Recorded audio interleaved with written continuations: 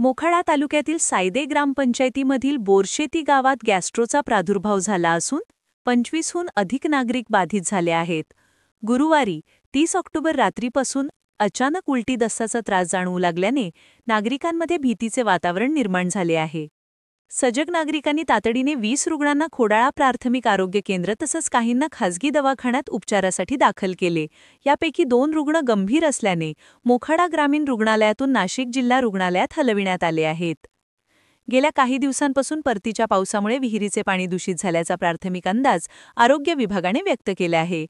शुक्रवारी दुपारपर्यंत रुग्णसंख्या 28 वर पोहोचली होती.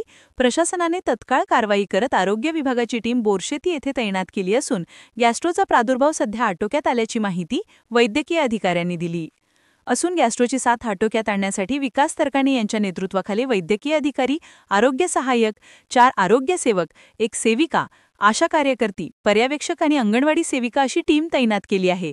रुग्णांना 24 ते 48 तास देखरेखीखाली ठेवले जात आहे.